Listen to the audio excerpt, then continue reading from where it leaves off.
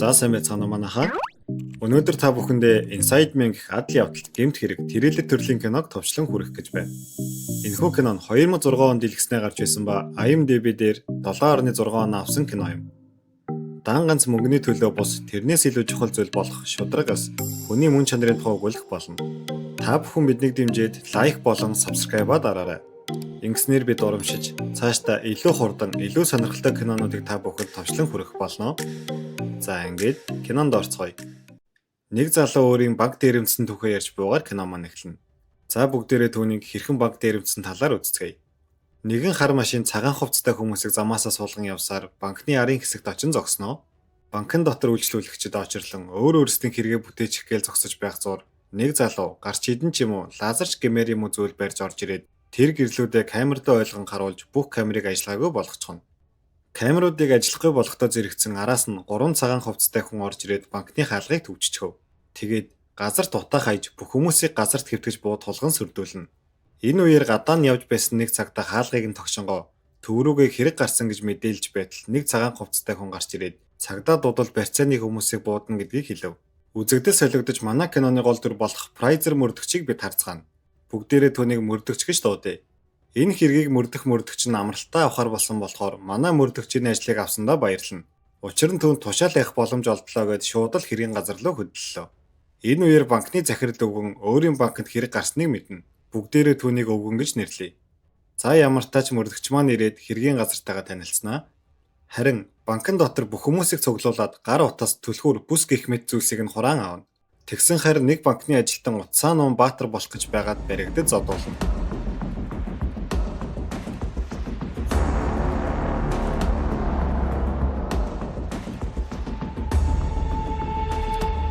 Түүнийг нь харсан нэг жаалхуу тоглож байсан таблетаа өгтөл энийг өөртөө үлдээгээд авсангүй. Бас тийм ч муу дээрэмчд биш болтой дгөө. Тэгээд эрэгтэй эмэгтэйгээр нь ялган бүх хувцсыг нь тайлуулаад өөрсдөө адилхан хувцас өмсүүлчихнэ. Эднэрт сайн бэлджээ. Мөрдөгч сум нэвтэрдэггүй хантаа зөмсөд банкны үүдэнд ирээд маш тайвнаар дээрэмчдэд цаг өгнөөгээд сандарч байгаа ч юм алга. Дотор харин нэг эрэгтэйгийн зүрх нь өвдөд унана. Дээрэмчд түүний нүүр амыг нь битүү боож байгаад үүд рүү гаргаад цагдаа нарт өгчгөнө. Дээрэмчд түүнээр дамжуулж банкнаас хол байхгүй бол 2 хүнийг буудна гэж сүрдүүлнэ. Үзэгдэл солигдож нэг эмэгтэй гарнаа. Энэ эмэгтэй нь хүмүүсийн хүссэн зүйлийг зохицуулж хийж өгдөг төрөл бүрийн авьяас залтай эмэгтэй юм шиг байгаа. Бүгдээрээ түүнийг үнэг гэд нэрлэжээ. Үнэг рүү өвгөн залгаж уулзах санал тавина. Кинон дундуур маань бас барьцаалагдсан хүмүүсийн мөрдөгчд өгч байгаа мэдүүлгүүд гарна. Бодвол банкны дээрмийн дараа амьд үлдсэн хүмүүс нь л мэдүүлэг өгöd байх шиг байгаа. Нийт 4 хүн банкыг дээрэмдсэн. Нэгнийгээ Стив, Стиви гэх мэт адилхан нэрээр дууддаг тэд маш сайн зохион байгуулалттай байсан гэж мэдүүлнэ. Одоо цагт мөрдөгчд гар утсыг нь бүрэн хяналтанд авсан мөн бүх хэсгийг нь шалгаж байгаа гэж туслах нь мэдээлнэ. Мөрдөгч маань ямар ч үйлдэл хийхгүйгээр ажигланаа л гэд байв. Үзэгдэл солигдож өнөг өвгөн хоёр уулзна. Энэ өвгөн чинь өөрийнхөө банкнд сэпэнд өөрийнх нь маш нууц зүйл байгаа тэр зүйлийг л хэнд ч мэддэхгүйгээр ахуулмаар байгаагаа үнэгэнд хэлнэ. Үнэх түүнээс хэрвээ тэр нууц мэдээлэл чинь нийтэд зарлагдвал яах вэ гэд хэрэг дурлан асуухад өвгөн тэгвэл би их л хүндхэн асуудалд орондоо гэж хэлв. Мөнгнөөс нь чухал зүйл байна гэхээр юу байх нь вэ? Хэдүүлээ лайк болон subscribe дараад мэдэж авцгаая. Дээрэмчд банкны агуулгын өрөөний шалыг нь ухаад ханыг нь ураагаад л байна. Газар доогуур зүгтэх гэж байгаа юм байлгүй. Гаднаас нь харин манай мөрдөгч дээрэмчдийн машиныг олоод хэрхэн яаж орсон гэх мэт камеруудыг нь шүүж үзтэл бүх камерыг хит ягаан туяагаар салгачихсан байдаг. Гэтэл дээрэмчд ахин нэг хүн самбар зүйлгээд үүдээр гаргана. Энэ хүн араб хүн байсан чинь цагдаа нар түүнийг дээрэмчин гэж бодоод их ширүүн харьцсан. Үнэг хотын дарга дээр очиод банк дээрэмдсэн хэргийн мөрдөгчтэй уулзуулаад өгөхэд хотын даргач хэлэг өгөхгүй заал гэж байна шүү. Энэ үнэг чинь том юм байна уу? Хотын даргаыг хөдөлгөөд л мөрдөгчд банкнаас гарч ирсэн араб залуугаас мэдүүлэг авах гэтэл өөртөө нь ёс бус харьцсан гэж уурлаад сүйдмэд. Дээрэмчд мөрдөгч нараас дүүрэн шатхуунтай автобус болон онгоц өхийг шаарддаг. Хажуугаар нь мань өвгөнч бас ирчихсэн. Мөрдөгчдийн ажлыг шалгаж энтер. Дээрэмчд дахин нэг хүний гартан цаас байруулад гаргана. Энэ удаа дээрэмчд 50 хүний хоол бэлдэж өг гэжээ. Цагдаа нар пицца захиалаад дотор нь чагнах төхөөрөмж суулгаад дотогш нь оруулчихав. Банкн дотор барьцаалагдсан хүмүүсийг өрөөнүүдэд хуваан оруулж суулгатал нэг залуу тэдний үгийг сонсохгүй байхаар нь чирээд аваа явчихав. Дээрэмчдийн нэг эмэгтэй нь баг зүгээд барьцаалагдсан хүмүүсийн дунд ороо суучихна. Энэ ёстой холион бантанг нь хутгаж байна уу? Тэгэхээр энэ дунд хэн дээрэмчин, хэн барьцаалагдсан хүн гэдг нь ойлгохгүй болж байгаа юм байна. Дээрэмчд газар ухсаар л байна. Ямар сони юм бэ? Уг нь дээрэмч чинь мөнгөө л цөнхөлмөр юм. Мөрдөгч маань чагнах төхөөрөмжөөрөө сонсоод сууж байтал нэг л өөр танихгүй хэлээр яриад байдаг. Тэрийг нь шууд чанга яригчаар тавин ямар хэл гэдгийг нь мэдхийн тулд гудамд байсан хүмүүсээс асуухад нэг залуу албан хэл гэж хэлв. Түүнийг дотогш оруулан одоо ярьж байгааг нь орчуул гэхэд өөрөө албан хэл мэдэхгүй. Гэхдээ X ихнэр нь албан хүн байсныг хэлнэ. Тэр ч аргагүй эрхэнд X-ээ дуутал нөгөөх нь уут дүрэн тургуулийн хуудас авчирж өгснөө. Энийг аргалуул орчуулад өгье л гэж байна. Өөр арга байхгүй хүмүүс чинь яах вэ дээ? Зөвшөөрөхөөс өөр аргагүй. Тэгсэн чинь мэн дээрэмчд албан хэлээр ерөнхийлөгчийнх нь ярьж байгаа хуурцыг тоглуулад байж байдаг юм да. Анхнаасаа цагдаа нарыг чагнах төхөөрөмж суулгана гэд тооцоолчихсон байж. Нэг дээрэмчин хүүдээр очиод хэсэг ярилцаж сууна. Энэ хүүчин бүр манай дээрэмчдэр бахархаад ямар мундаг юм бэ гэд байдаг юм да. Дээрэмчд тэр олон сепнээс ганцхан сепийг нээж бичиг баримтыг нь аваад дотор нь байсан алмаазуудыг үлдээдэг. Энэ үеэр банкны гадаа үнэг хотын дарга хоёр мөрдөгчдөр ирээд хэргийн талаар мэдмээр байна. Тэгвэл би чиний албан тушаалыг ахиулна гэв. Угаасаа албан тушаал нэр хүндийн араас явж байгаа манай мөрдөгчд бол татгалзахын аргагүй санал болж байгаа юм.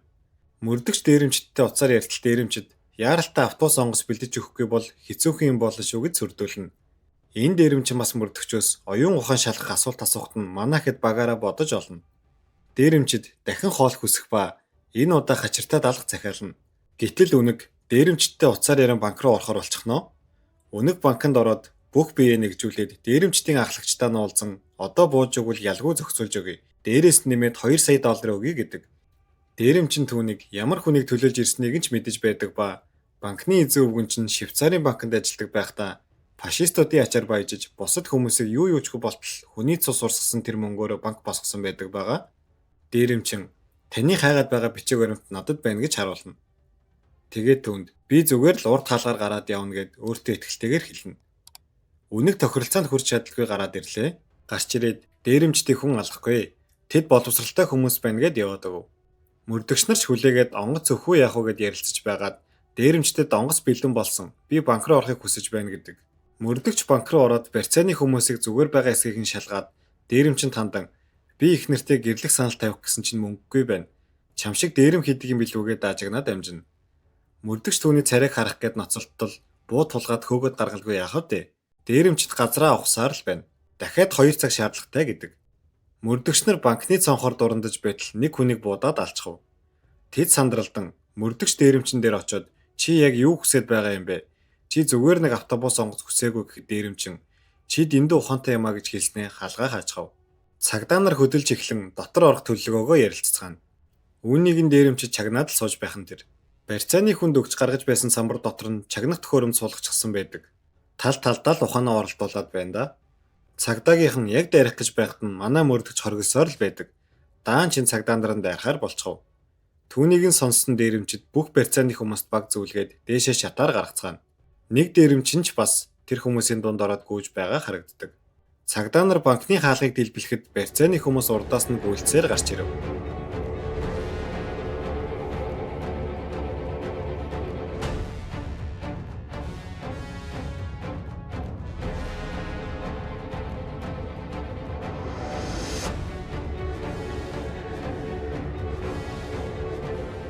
Цагдаа нар бүх хүмүүсийг баривчилж зургийг нь даран авцгаана.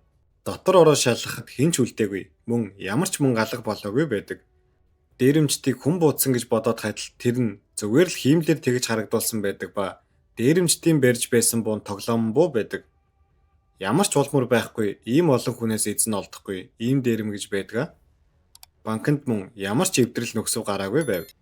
Хэрэг дуусаж мөрдөгч даргатайгаа уулзтал дарган түнд ямар ч эвдрэл хохирлгүй мөнгө алга болоогүй юм бол энэ хэргийг хаачхаачтэй гэдэг. Үүний дараа үнэг банкны захирал дээр очиод бичиг баримт чинь дээрэмчдэд байгаа. Дайны үед фашистуудтай хамтарч баяжсан гэдгийг чи мэдэж байна лээ. Дээрэмчин хизээ нэгэн цаг таныг сүрдүүлнэ. Тэр үед нь л мөнгөө төлөөд авчих гэдэг юм да. Өвгөн үнэг чек бичиж өгөөд чимээгүй байхыг гуйна. Харин манай гол дээрэмчин банкн дотроо л байсан ба очир алмааснуудыг аваад агуулгын ханны цаана нуугдах хэсэг хийгээд тэндээ байж байсан байдаг. Тэр юу ч болоогүй юм шиг ханны цаанаас гарч ирнэ. Түүний хамтрагчид нь гадаа хүлээж байх ба мөрдөгч банк руу орж байна гэд утсаар хэлэхэд манай хүн юу ч болоогүй юм шиг маш тайвнаар зүгээр л алхаад банкнаас гарах замдаа мөрдөгчтэй шүргэлцэнэ.